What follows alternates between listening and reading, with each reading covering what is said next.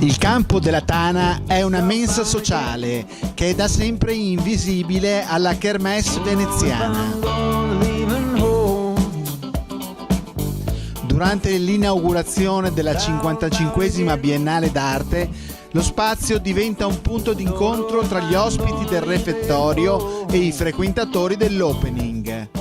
Allora, Lupo Veneziano Secco, parlaci di questa tua esperienza, tutti liberi. Allora, tanto mi ho molto divertito, posso dire che ho avuto degli amici qua bravi, mi ho divertito, non mi stancavo mai, anche se ero stanco. E non sapevo dire te più cosa vuoi dire, ti davo un bacio. No dai, comunque mi ho divertito. Per me, anche se andavamo avanti fino a mezzanotte un botto, non avevo problemi. E mi ho divertito e vedo che se viene fuori una bella roba e sono anche contento. E adesso saluto tutti i fiori qua, battemi le mani.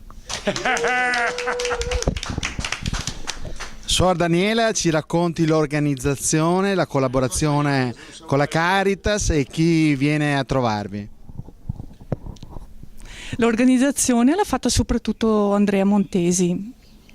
L'idea era appunto quella di unire l'esperienza della mensa con l'esperienza della Biennale, unendo il cibo e l'arte nell'incontro con le persone come mediazione, no?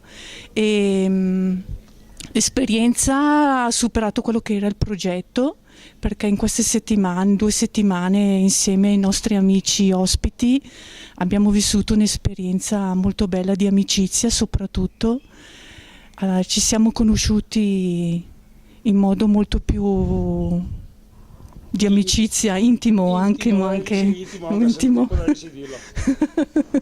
perché abbiamo scoperto tanti doni e ci siamo conosciuti tra di noi. Questo è stato la cosa più bella che ci ha unito in questa settimana. Andrea, raccontaci l'ideazione, lo sviluppo di questi materiali anche particolari che vengono dal mare, da Venezia, da queste zone veneziane.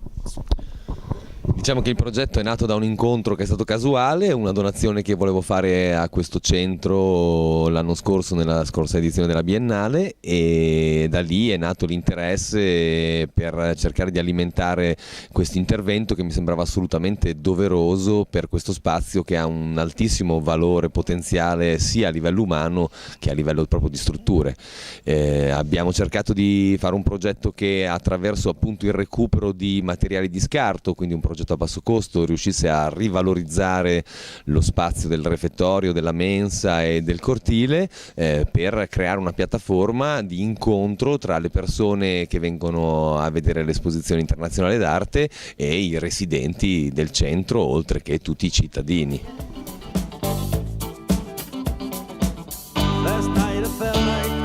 Attraverso workshop, atelier di fotografia e sperimentazione culinaria, gli ospiti della Tana partecipano alla rilettura e alla trasformazione dello spazio nell'interazione con il pubblico dell'arte.